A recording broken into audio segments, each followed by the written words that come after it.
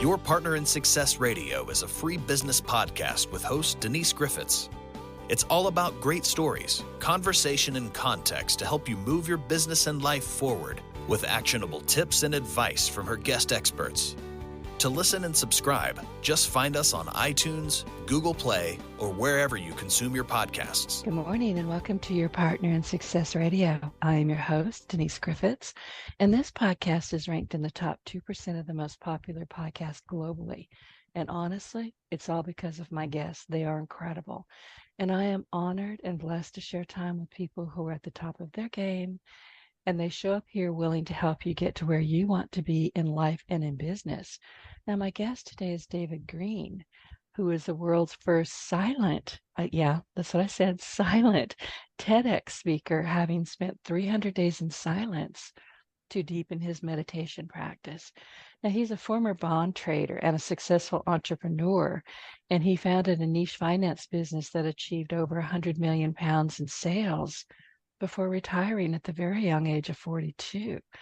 And now with over 27 years of meditation experience, David has trained with Himalayan masters and is passionate about helping others achieve meaningful success. He is also the author of The Invisible Hand, Business, Success, and Spirituality, and I have that book in front of me. And he's a contributor to HuffPost and Thrive. And as a business and spiritual success consultant, David empowers busy professionals to integrate meditation and mindfulness. Mindfulness is a big word. We talk about that a lot these days into their lives, promoting a holistic approach to success and well-being. And as a vegan for over 25 years, he also advocates for vibrant health and personal growth. Good morning, David. Welcome to Your Partner in Success Radio. It's good to have you here. Denise, I'm delighted to be here. Thanks so much for inviting me. Look, I read it and I reviewed it. I'm fascinated by it. And I think I shared with you in the green room, I have never been able to meditate worth a darn. So this was pretty helpful for me. But before we get started, David, tell people a bit about you, about yourself, and how you show up in the world. Sure. Well, from a young age, I observed my father struggling as an entrepreneur. So my desire to succeed in business started at a very young age. I was shipped off to boarding school at 8 years old, which wasn't so easy, but the home life wasn't so easy either. And I was quite a shy person up to about 14, and then I came out much more. And I was, I suppose, quite driven from a young age to be successful in whatever I was doing. I aimed to win as much as I could, and if I came second or third when someone was better than me, then I accepted that. And I always looked at people who are better than me. What can I learn from these people?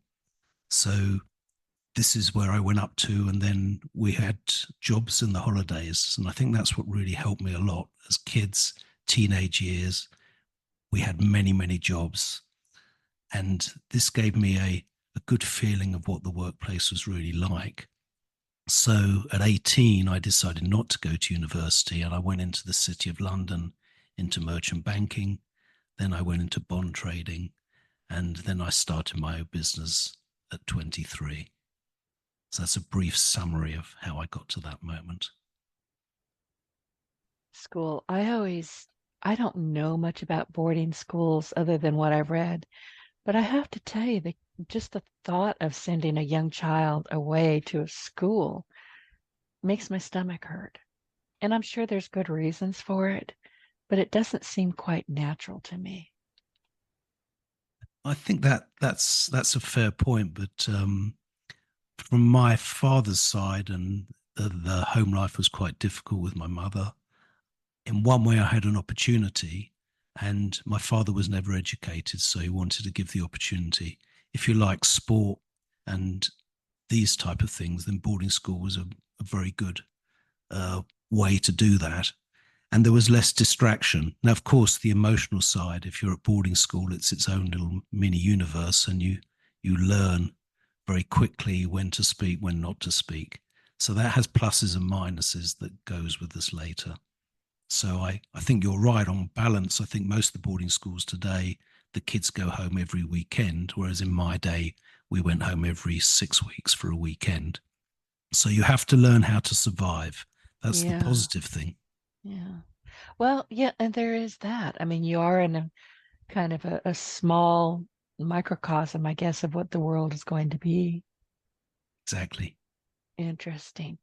David, you started meditating at the height of your career when you were stressed and burnt out. Let's go back to your career very quickly. And then what led you to saying, this is going to kill me. I need to meditate. I need to calm down. At what point did you say, I can't do this anymore? Well, when I started my business at 23, I'd only been working full time for 5 years, but as I said, I'd been working in and out from 8 years old. So this gave me a good feel of giving a service, how to speak to people, and how to deliver in a very small way. And I suppose, as many entrepreneurs are, I was quite driven. So I was driven to succeed and to build a business, but I wanted to do it in an honest and ethical way. I wanted our clients to love us. I wanted to deliver what we promised and over deliver. Now, stress creeps up on us, doesn't it, Denise? We don't really realize it's there. But by the time I was, I suppose, 30, 31, the stress was there. And it goes hand in hand with building any business, as anybody will tell you. It's very hard to find balance. It's very hard to not work all the hours. It's very hard not to go in the morning when it's dark and to leave when it's dark. And this is how the life became. So there's a price for success. And success, of course, is subjective. It doesn't have to be financial. And then a friend of mine had been running around India, and he introduced me to meditation. And I believed nothing, but I went on the path of meditation, and I saw that it worked. So then I practiced it every day. I was lucky enough to meet different masters from different disciplines, mainly from India. And I just proceeded. But what I noticed is that by meditating even 30 minutes every morning, it gave me more juice to be successful in the day and to have the power. Now, of course, physical exercise is important, but we have to exercise our mind, and we have to learn how to relax the mind. And meditation is a natural tool to do this, but it doesn't happen on day one. It took me 5 years to make meditation the same as brushing my teeth or taking a shower. So they required a lot of effort. So that's how it began, Denise. And I love that story because, listen, I frequently say this. I like the idea of meditation. I'm not good at it. I'm really not. My brain, I have a chicken brain. It just keeps on going. Squirrel brain, whatever you want to call it.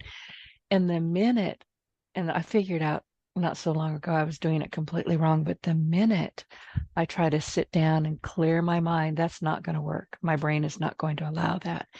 And I would either fall over and drool because I would manage to put myself into a sleep meditation, I guess, or I would start thinking, I have to add this to my Thanksgiving grocery list. Doesn't matter if Thanksgiving was a week ago, I'll still build that same list that I have built for years. It really doesn't deviate much. So I've tried different forms of meditation, and I found that if I was walking with my dog, and I live in a very quiet neighborhood, thank goodness, but if I'll walk with her late at night or very early in the morning when it's dark, either way, I'll fall into what I call a walking meditation. Now that works for me because I'm moving. I'm not going to fall over and drool. In fact, I've actually walked past my house a couple of times because I was so deep into whatever was in my head at that time. But just sitting to meditate doesn't work for me. It never has. I don't think it ever will. Well, meditation, there's the practice of meditation, which you choose a technique, and then there's a state of meditation. And what you're perhaps doing is when you're walking with consciousness. You might be watching your breath. You're getting in a rhythm. You're finding stillness inside the mind, but that's physical. But that is a form of mindfulness. Now, when we meditate deeply, There's no sense of the body, no sense of the mind. Now, I think perhaps you've shared something which many people have. They try it, but the mind is busy. And what I teach people is to say, so what? If the mind is busy, so what? There's actually nothing new in that, but we're more aware of it when we go inside and we stop and we sit still. What I would say is practice each day, a little each day. And it's not just watching the breath going in and out the nostrils. It's not just sitting straight. Inside the breath is, in India, they call it prana. So it's the life force within each breath. Because we're not just living off oxygen. If we were, then our body would remain forever. Something stops, which is when we leave this world. Now, if we focus more on that prana and feel that energy within each breath, then slowly we become in tune with that, whether you call that our true nature. Some people, more spiritual, may call it the soul. The soul is moving, the soul is breathing. Whichever way you look at life, it doesn't matter. It doesn't matter our beliefs. But slowly sitting silently, we get some calmness. It takes time, but don't be put off by the thoughts, Denise. And I thank you for that, because I do want to sit quietly, which is not difficult for me. I'm often very quiet in front of my monitors. I'm a web developer by trade. There's no noise going on in my house. I need to focus. I need to concentrate. And every once in a while, I'll realize that I'm in kind of not a daze or a doze, but my hands have lifted off of my keyboard. I'm no longer focused on that code or the graphic, whatever it is that I'm doing. And I'm thinking, but they're calm thoughts, more deep thoughts, more spiritual thoughts. I actually call those God winks. That's when something will just kind of download into my brain. I'll say, oh, there it is. And I'll write it down. It woke me up sufficiently, and I go back to work. That's beautiful. I think it's interesting. Paramahamsa Yogananda, he wrote a book called An Autobiography of a Yogi. And at Steve Jobs' funeral, every person was given a copy of that book. So Steve Jobs was following this. And what Paramahamsa Yogananda said is prayer is when we talk to God, and meditation is when God talks to us. But when we're meditating, there's a silence and a stillness. Now, sometimes we lose a little consciousness and we don't know where we are. But slowly, we give calmness to the mind. We're looking after our body. We're cleaning the body. We're very particular about that, perhaps how we dress, how our hair is. Not such a problem for me, but we're very external. Now, when we go inside, if we can help the mind be a little calm, it means we're more creative, we're more productive, and we make better decisions.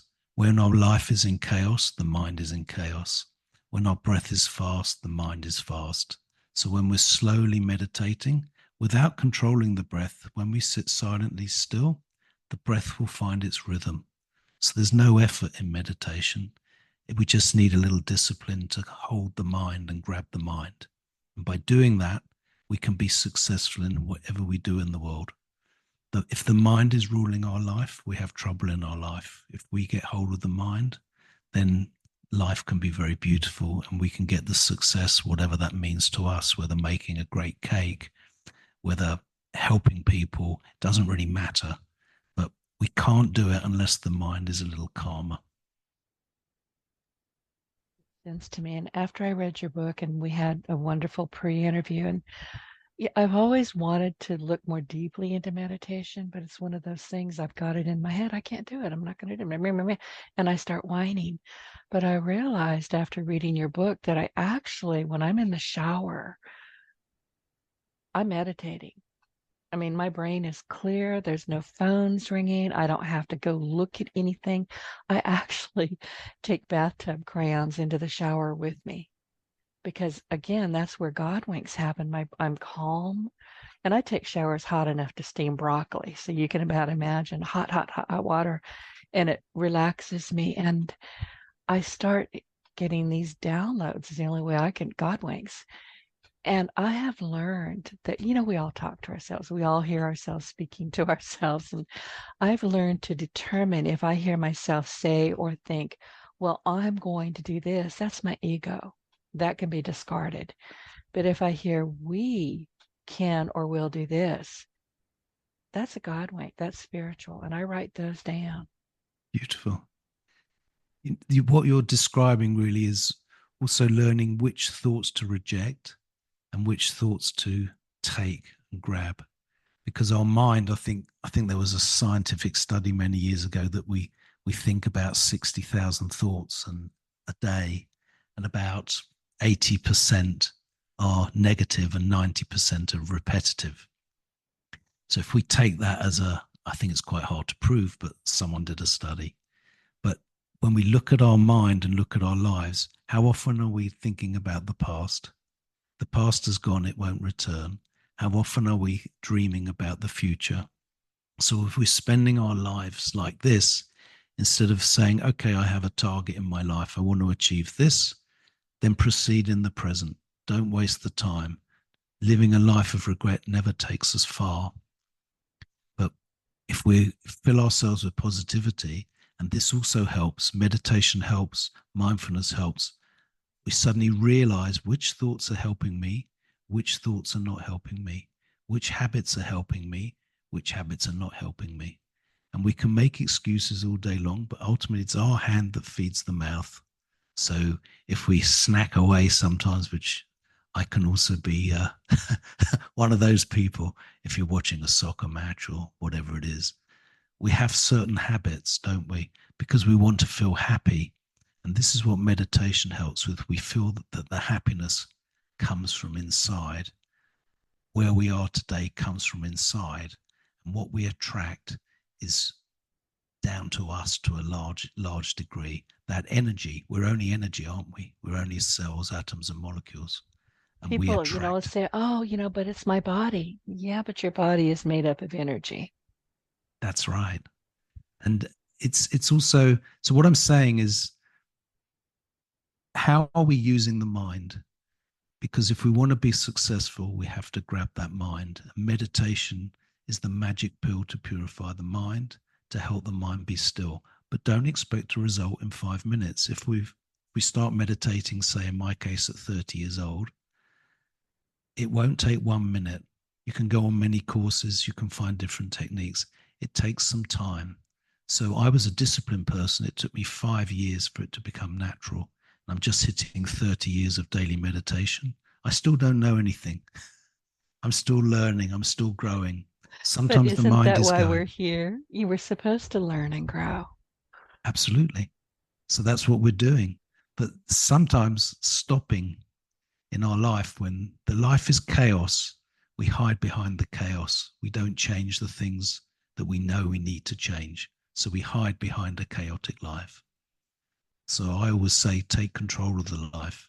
And if we want meaningful success, then we need to be full of love.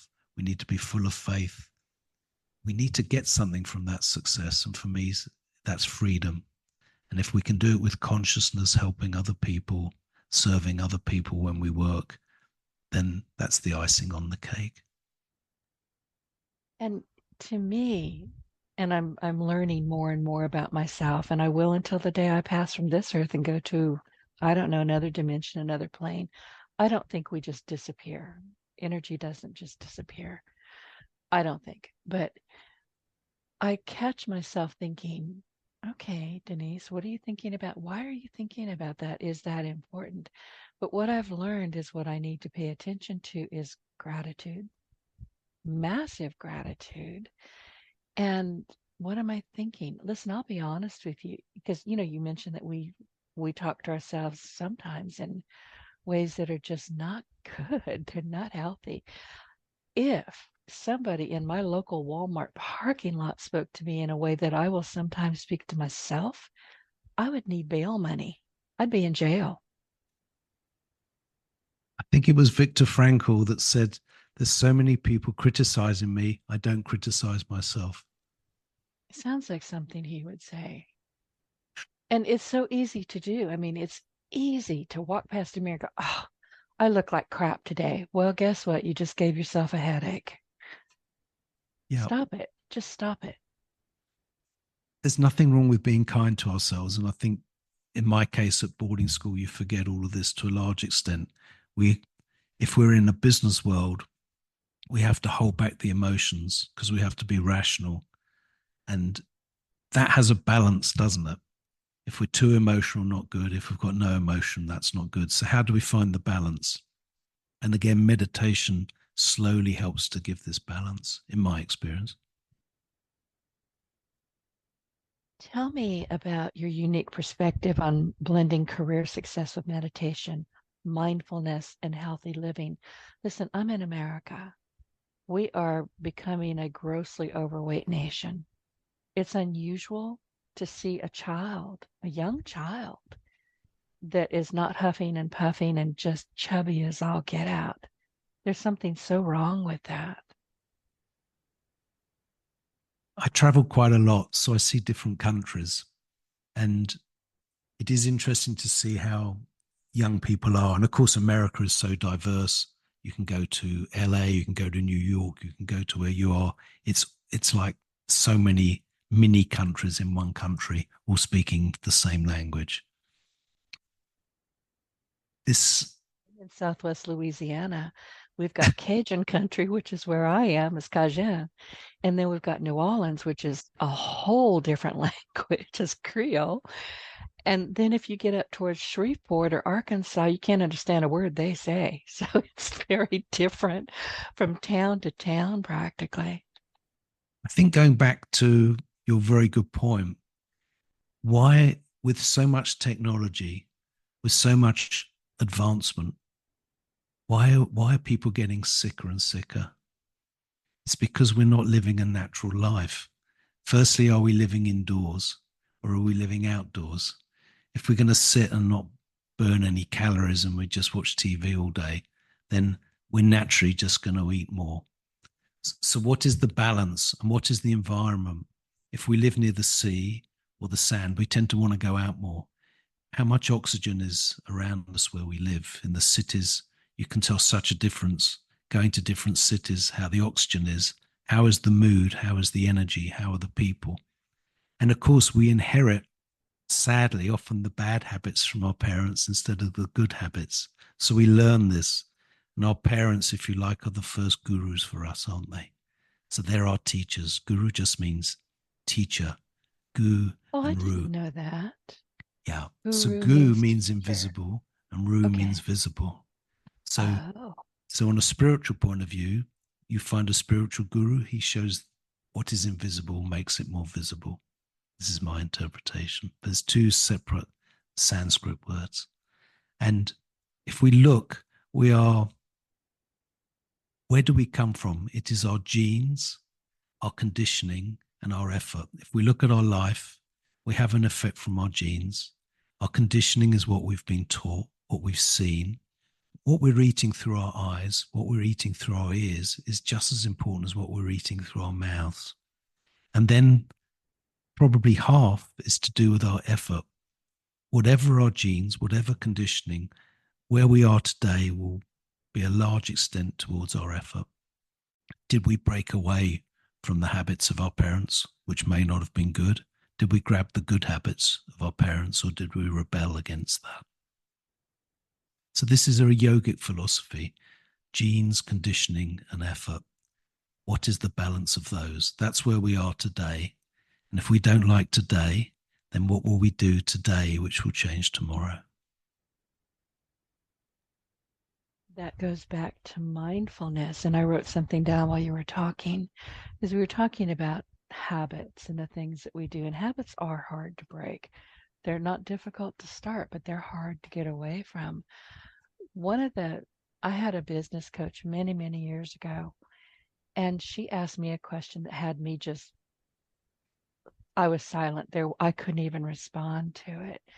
But I must have been whining about something. In fact, I'm sure I was, and probably the same old stuff she'd already heard. And she was very patient with me, but I think this day she just finally had enough. And she said, Denise, I said, yes, ma'am, because I could tell by her voice she was about to get me.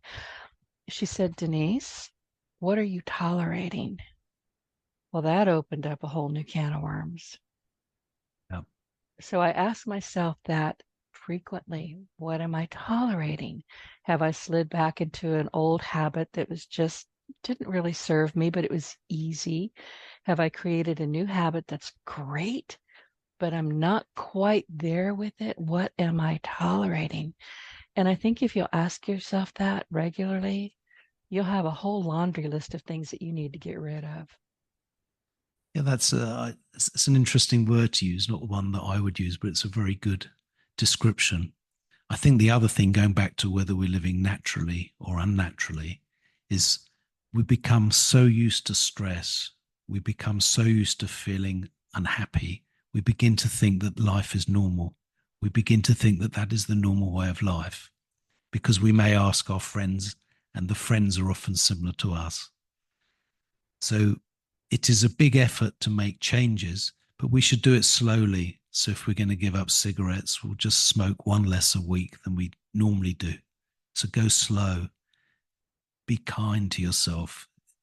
Very rare does it happen that we can give up a habit straight away. Although I did give up a packet of cigarettes a day when I was 21 going into the bond market. So I did give that up in one day because I thought I'm strong. If I'm going to be a trader, I'm going to be able to stop any bad habits. I did put on weight though, Denise. I grew up in a house of smokers, and I was the only one that did not smoke of my parents and my siblings. And my mother asked me later on in life, because she died of lung issues, and she said, Denise, why did you never smoke? And I said, three reasons. Number one, it stinks. Number two, it's ugly. Number three, it didn't make a lick of sense for me to put something on fire in my mouth and suck it into my lungs. She said, good enough. That was the end of that conversation. But it stinks. I mean, the stench is just horrible to me. When I smell somebody that comes past me in a grocery store and I know they're a smoker, it's your business. I don't care. But I choke. My sinuses immediately stop up. It bothers me physically. Yes, but what you did, isn't it? It's interesting to see what we were just discussing. You didn't pick up one of the bad habits of your parents. It didn't make So any sense to me at all. None. that's great, isn't it? So already you were making your own decisions, and you were the best guru or the best teacher is us, isn't it? The best answers to our questions are the ones that come from us. And here's another question for you. In meditation, and I'm guessing because I'm still working on how I meditate, how I calm my brain down. But do you find that when you're quiet and you've gone within and you're not very distracted by the world around you, do you find that that's where your curiosity really sparks? You have questions? Not necessarily. I Really? Then think I'm still doing it wrong. no. One thing to pick up on, you said about you're trying to calm your mind. So this is a common, I will use the word mistake or a practice. The job of the mind is to think. Let it do what it's doing. When we're the witness to the mind and witness to the thoughts, then we get some detachment. And that's what meditation helps to see. If we get a pain in the body, we say, I have a headache, or I have a pain in my leg. This body, as we said earlier, is impermanent. The thoughts are impermanent. So we're attaching to impermanence, aren't we? Something that won't last, hopefully. We all go through life, good and bad, don't we? And none of it lasts forever. It never stays bad, hopefully, forever, and never stays good forever. So we oscillate, don't we? And meditation, we get calmness going through. Now, what happens in the stillness, if we get into that meditative state, in fact, afterwards, you don't want to speak. We don't really want to move. We don't really want to go into the outside world. But this does not happen all the time, and it's a rare thing. So the people practicing meditation, if your mind is going, You have full permission to say, so what? Luckily, our thoughts do not all manifest. Otherwise, it wouldn't be a pretty world, would it, if all of our negative thoughts manifested? Oh, it would be awful. Worse than it is now. So we pay too much attention to the mind. When we're asleep, some of us sleep fully, don't we? What happens in sleep? We don't know our name. We don't know we're a body. So this is the best way to describe a slightly deeper meditative state. When we're in that position, you don't know where you're sitting. And this happens. But it doesn't mean that that's the purpose of meditation, because meditation is endless. Experiences come and go in meditation. But slowly the change will come. Slowly we begin to think. You were talking about people overweight. Slowly we might think, what am I eating? Should I be cooking natural food? Should I buy organic food? Or should I just buy food in a packet and wham it in the microwave? So slowly consciousness comes when we meditate. You're walking more mindfully. You're thinking about, what am I doing? What am I thinking? So this is the journey. It takes a little time, but we should be gentle and kind to ourselves and don't give up. If we want to succeed in life, no one remembered the person that gave up. And you said something about, life, we're always in flux. We're constantly in flux. And I will hear people say, oh, I'm having the worst day. I'm having the worst week. And I don't just want to say this. I have been known to ask, really? All 24 hours? You didn't have a break? Really? There were no moments of pure happiness in there? Did you spend some time with your kids or the dog? It was horrible all day long, and they have to go, well, you're right. It was just pockets of, oh, that sucked. But most of the day was okay, but they got fixated on the garbage stuff. I'm guilty of it myself. Until I sit down and say, well, what really happened? Because at the end of the day, I always write down, this happened, this happened, this happened. Here's my gratitude. Well, let's not do that one again. And I have a track. I say, okay, that happened. Doesn't have to happen again tomorrow. And it wasn't an awful day. It was a little stressful, maybe a lot stressful, but it was not a bad day. This is the mind, isn't it? That's what we're talking about. When we say I'm unhappy, it's the mind or the body.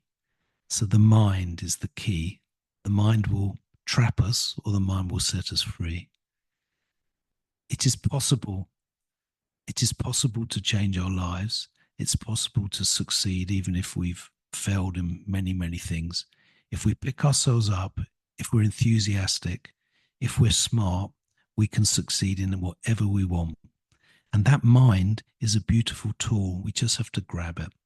I think it was Beetlejuice, the film, when the skeleton is driving the taxi, and then you grab that skeleton, that as if it's your mind, and then it will go where you want it. But if we allow the mind to take us to chaos and think that everything's bad, that think that our life is more difficult than other people, then it doesn't look good, does it? And then life goes quick, doesn't it, Denise? Oh, Tick-tock goes the clock. Yeah. But I'm going to go back to gratitude. Without gratitude, you're just a miserable bag of bones. So you have to concentrate, I think, on what you're grateful for now, in the future, in the past.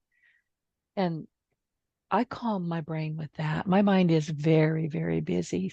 And sometimes it's hilarious in there. Other times I'm like, what the heck? What are you thinking about? But I have to tell you, I'm always entertained by what I'm thinking about. At some level, I'm going to find something that is just exquisitely funny. And I'll laugh myself out of whatever blues I've got. I agree. When I was running my business, and as a business grows, as everyone will vouch for, the bigger you get, the more the trouble, the more the hassle. You'll get a new problem every hour. It doesn't matter what you do, how well prepared we are. And in the end, you have to laugh and you think, gosh, that's a new problem. And this is how I try to do it as well. Of course, I was in finance, it's quite a serious business, because if you send money to the wrong place, it doesn't come back. It's not like you're selling shirts. You send out 3 instead of 2. So there's a great pressure on being precise and not making mistakes. And this is about preparing ourselves the best we can in business. But humor is important. People want to deal with someone who's got a little personality. And I agree. I love humor as well. Was born, my mother said I was very snarky even as a baby. She said that my very first word was no. And she said I said it with tremendous verve. No. I wasn't gonna, whatever it was, I wasn't going to do it. Wasn't mom or dad or cat. It was no. It's still my favorite word. And I use it a lot. Mostly I use it on me. Denise, no, let's think about something different. You have to constantly be monitoring. I have to monitor what I'm thinking, because what I'm thinking is how I'm feeling. And I think a lot of people don't understand that. We are what we think. We are what we observe. If we're thinking, oh, geez, I've got a headache, you're going to have a headache. You just gave it to yourself. You have to be careful what you're thinking about, in my opinion. I think there's a few movies and books inside of Denise, the nerd in stilettos. Who knows? I mean, it's an interesting brain in there, I'm telling you, but I enjoy it. It's a lot of fun. But I wanted to ask you, because you work with people to help overcome burnout and stress. So how do you work with people? I mean, let's talk about that, because I know a lot of people are listening to this going, I need to know more. Where can I find more? Well, I do on Sundays in the UK. I run Zoom meditation classes. I've got a masterclass workshop mid-September with some breath work, how to master the mind. So I go in and out. I find that if I have a blank sheet, people come, people arrive. And I think that I meet people everywhere, even on aeroplanes. I've taught people to meditate, strangers on aeroplanes. I've taught them in cafes, all sorts of places. So if you've got a desire, the opportunity will come. I can be found on LinkedIn. I don't have a website at the moment. And I think you can't help anyone. We have to help ourselves. And if someone can point out perhaps some possibilities from what you're being told, get people thinking, get people changing their life that they're not happy with, then I suppose that's how I work with people on a personal level. And with entrepreneurs, I saw tens of thousands of business plans and sets of accounts. And business is really straightforward. We can see where we're going right and we can see where we're going wrong. But to make the change is not so easy when we've started. Again, I do that with people. But you can't have any ego, because it's difficult, isn't it? When you set up a business, you might have been going for 10 years. And then someone comes along and says, oh, what about this? What about that? We can take it very personally. But I always sought advice from a handful of people. It's no good asking 100 people if they don't know the answer. Right. We may not like the advice, but if we want to proceed, we cannot do it on our own. Otherwise, set up business in a desert and see how you go. And the thing, Denise, I lost the audio there. can you hear me now? Yes. Okay. Now I can't remember what I was talking about, but I lost my own train of thought. Silence destroyed all thoughts, Denise. You're the proof. Did. But what I have found, and you were talking about asking for advice, and I will often ask for advice. I didn't used to. My ego was sufficient that I didn't need to. I was the boss. I was also the bottleneck. That's another story. But I have found, and I think maybe this is kind of just normal with people, they'll get some advice, solicited or unsolicited, and the back will go up and they're, oh, I don't know. Yeah, they don't say anything maybe, but I will often say, most of the time, I say, well, listen, let me think about that, because either my ego has hit me right in the head with it and I don't want to hear it, or it wasn't what I expected to hear. There's so many reasons. But once I sit down with it and really kind of parse through what was said, I find the nuggets and I get out of my own way. But I don't take advice immediately. It's just not smart, in my opinion. No, it depends. It depends how desperate we are and what situation we find ourselves in. I've come across people, I've helped people where they've got huge debts and they won't take the calls, they won't open the letters or the emails because they can't face the situation.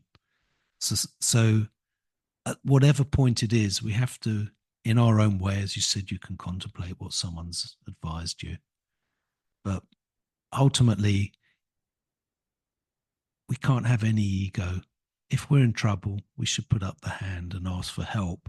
The secret's asking somebody who really knows the answer. And that's not so easy in this world because there's many advisors on how to be happy, how to be coached, many people advising. So how do we choose the person?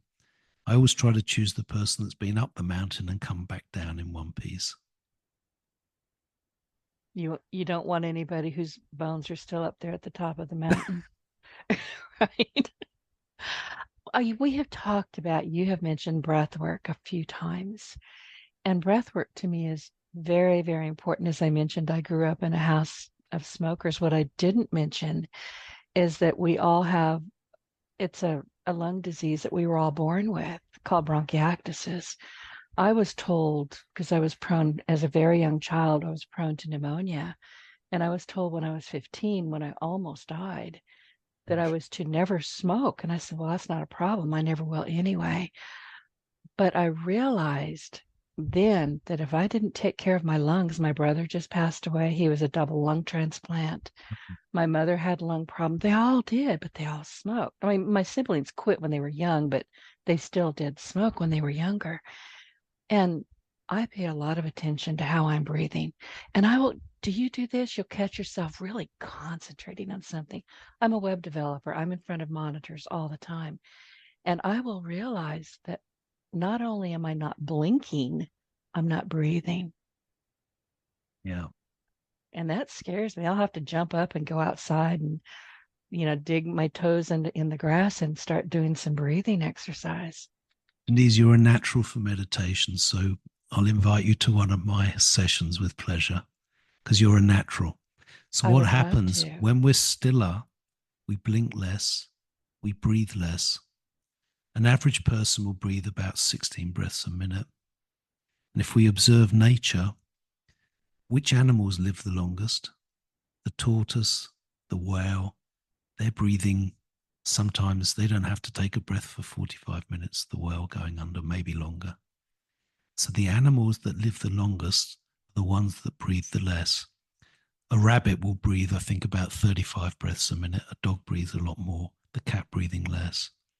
So if we observe nature, if we're breathing too quick, if we're angry, we're agitated, what happens to our breath?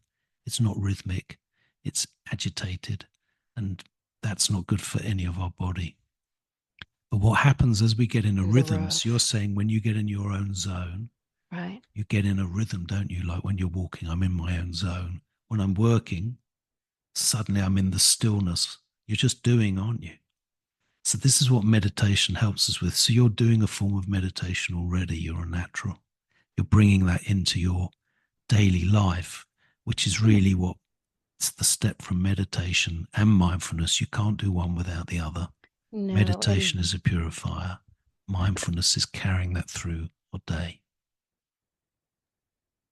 As we talk about that a lot, you and I, if you have to pay attention to how your body is reacting, to what your breathing is doing, on just about everything, you have to be mindful.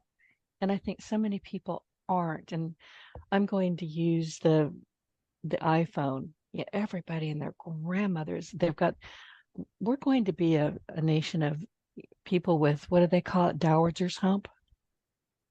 Where you're bent over, your neck won't straighten out anymore. You've got this big lump behind the back of your neck. I see kids getting off of the school bus. They're coming down the steps. They're not looking where they're going. They're bent over their phones. They're not speaking to one another, and they don't look healthy.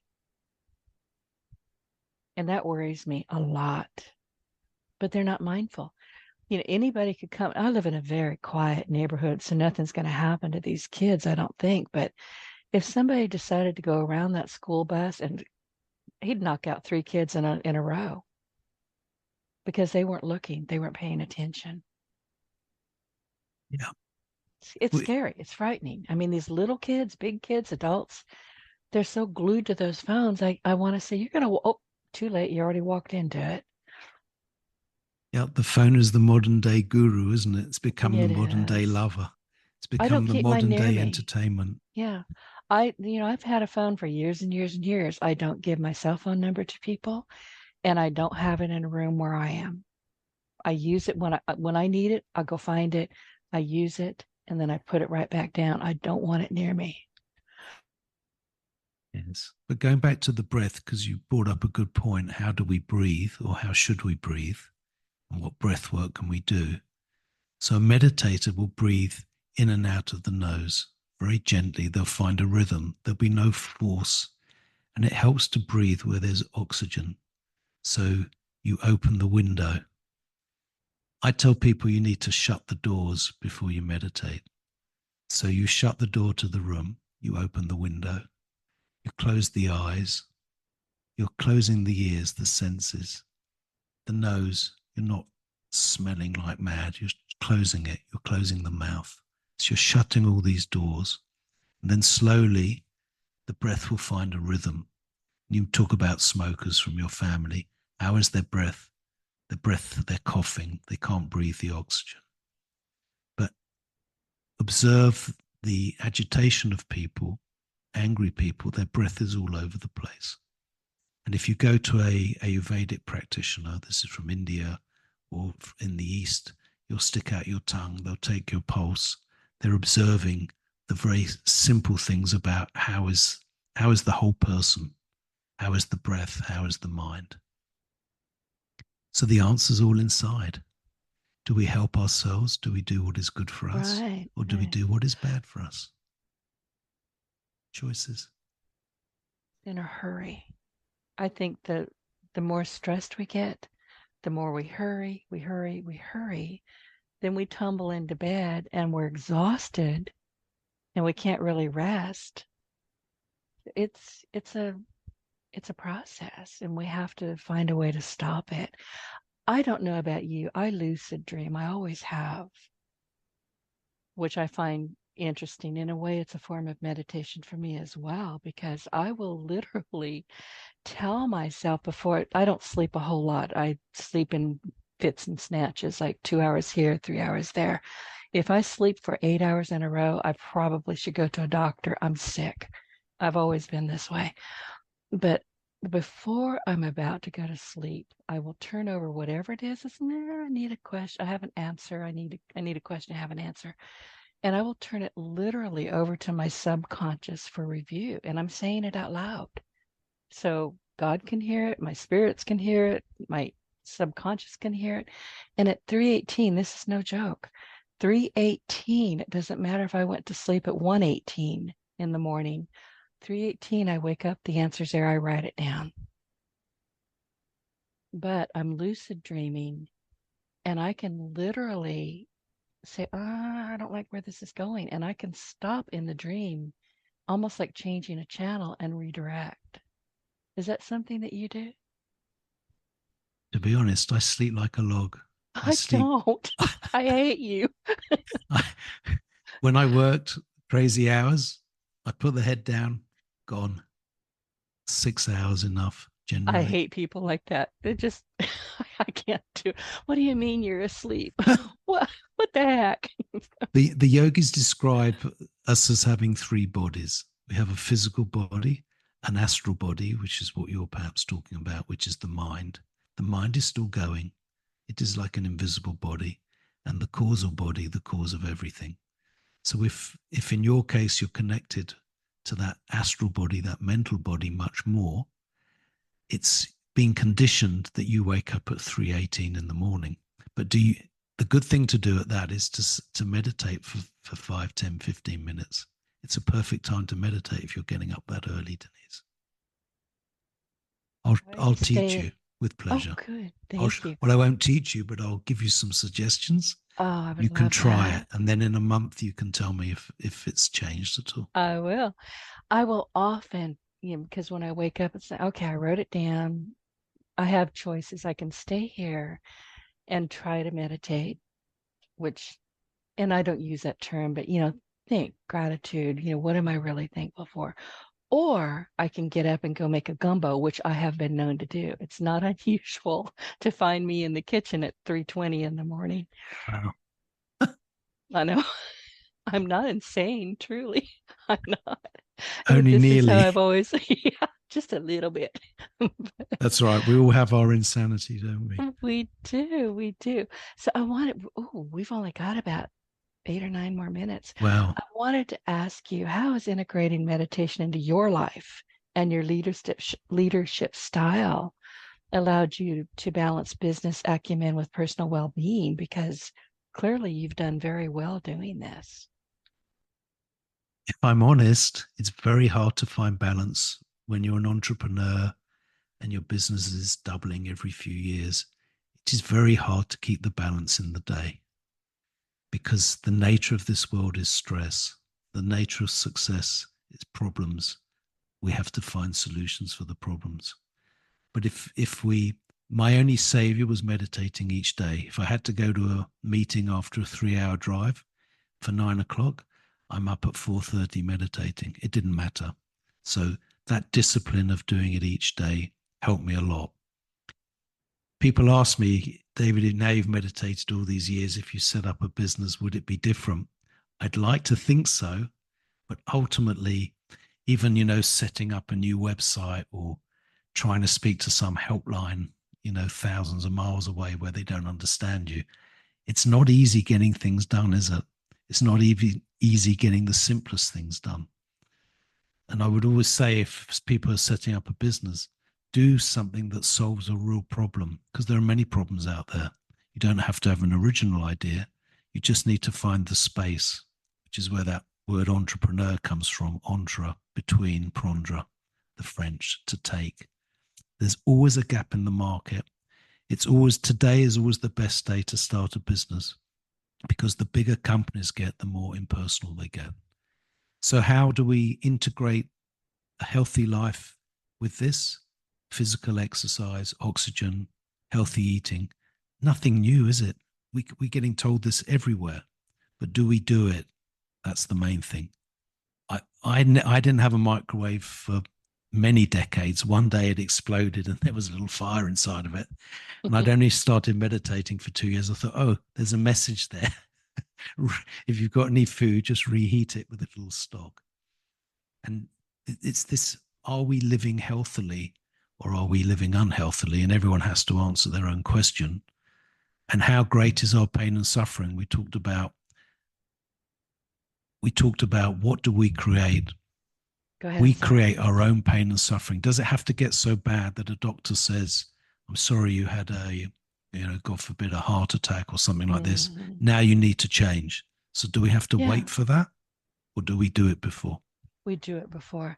Nobody wants to go to the doctor and have them say, are your affairs in order? You just don't want to hear that. Let's talk about water.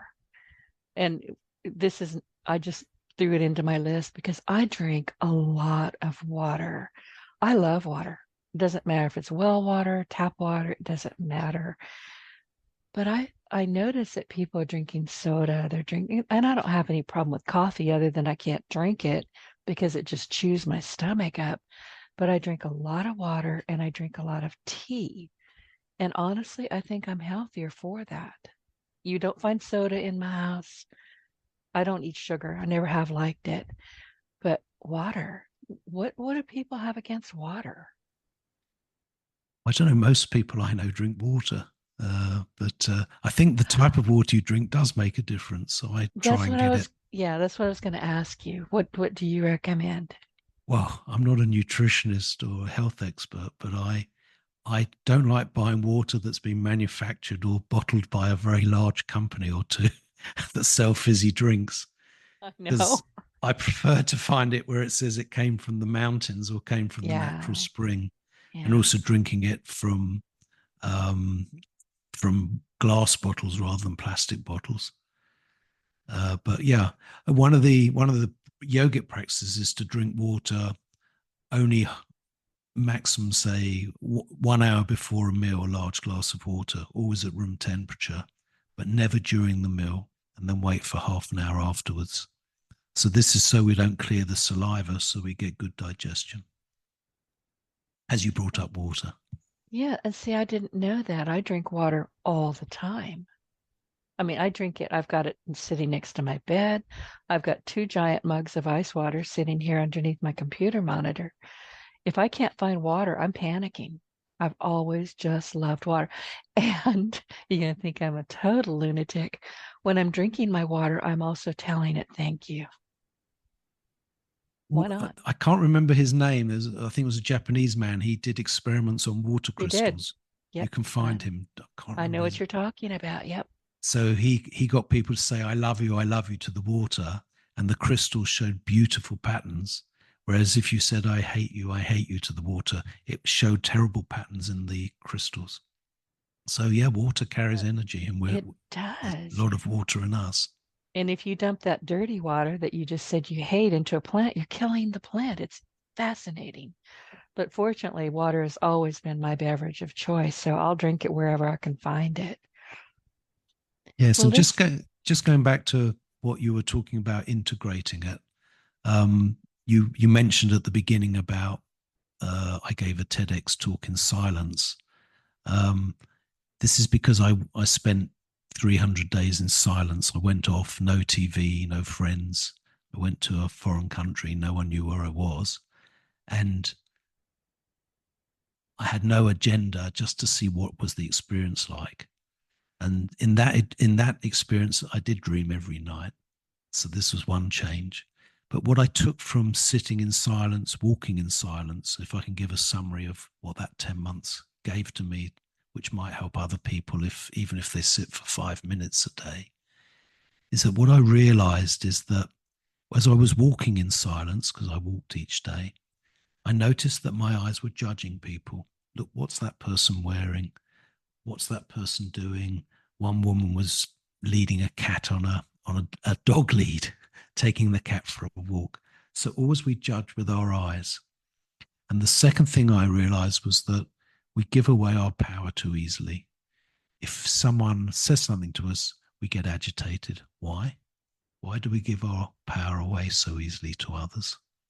And then I realized also that silence, we get much more into our true state of calmness. Now, you don't have to go and do 300 days of silence and meditate 4 hours, 6 hours a day, but you'll gain a great deal, just even 15 minutes a day of sitting quietly, meditating.